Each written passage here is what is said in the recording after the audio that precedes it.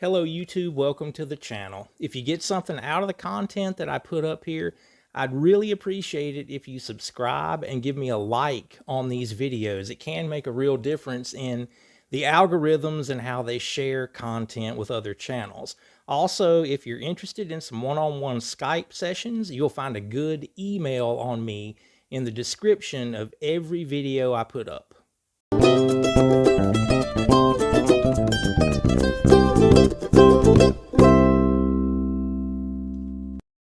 Hey everybody, stick around to the end. We'll have the Wayne's World of Mandolin sticker challenge. You're going to be looking for the name and the player of a little ditty that I do on the end of these videos. Winner gets the sticker. It's the only way to get these.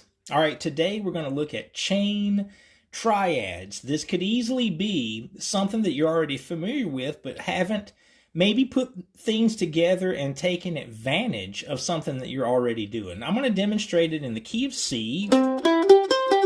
You can think of the triad as being the arpeggio kind of split into two halves. If you've never really had this concept cross your mind before, that here's a C major arpeggio. I got a lot of content here on the channel about that if you're not following along with the arpeggio idea.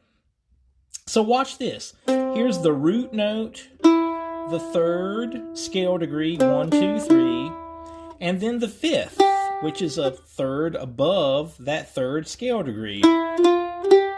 Building that chord on thirds, 1, 3, 5, then we're back to the root.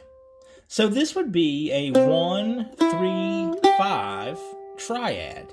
Then we could play a 3, 5, 1 triad. Okay, now by playing the next octave, a higher octave version of the arpeggio, that's going to give us the opportunity to do this. I'm just going to go through it. There's the same thing. Basing it on that scale, 1, 2, 3. Now a third above that, 1, 2, 3. And then up to the root note of C again. So I could play triads through those two octaves of the arpeggio in this way.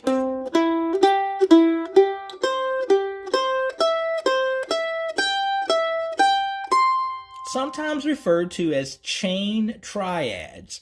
And why that matters, listen to that again. You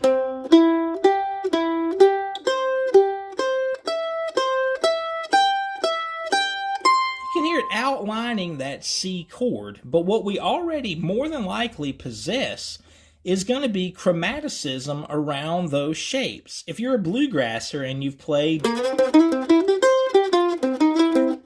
Bill Monroe style, out of this triad,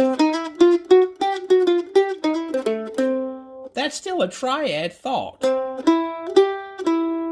And you can see all of the chromaticism. Now I'm going to go to the next inversion of the triad from the 1, 3, 5 up to the 3, 5, 1. You probably have that language established also. Very chromatic. Now look at the next shape. If you play bluegrass, you've played those lines.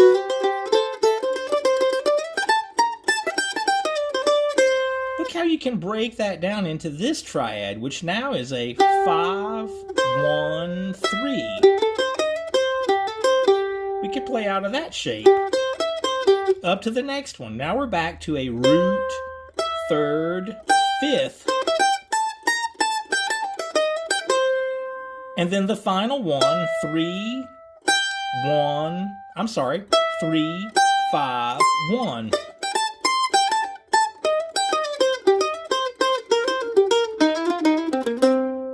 So the phrase that I just played was following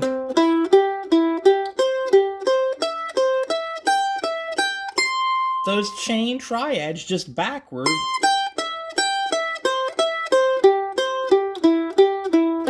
Practice them like that in just the actual notes of the triad, and then slowly but surely let's just play around those.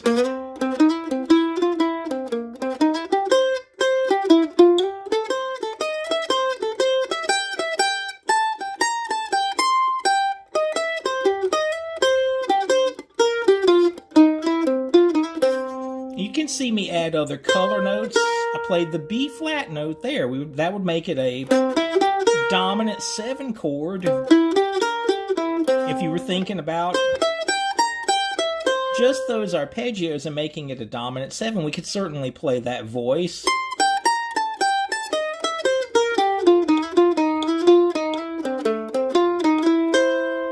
So you want to get these down. This whole world of what I'm referring to as chain triads, really cool thing.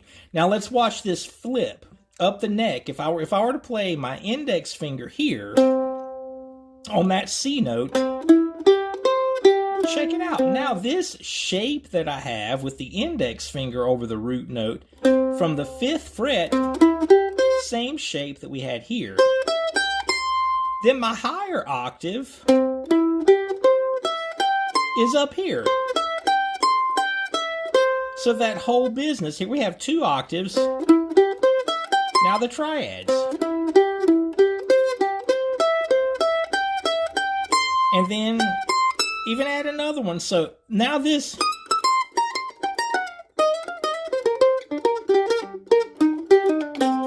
that business of moving over those shapes is it's broken down into more fragments that make it possibly more manageable for you to feel that chromaticism and everything around these triads. So you owe it to yourself to experiment with this and to get some of the foundational parts under your fingers and let this grow your attachment to the fretboard. Okay, today's sticker challenge. This one should be easy for any of you guys that watch the channel.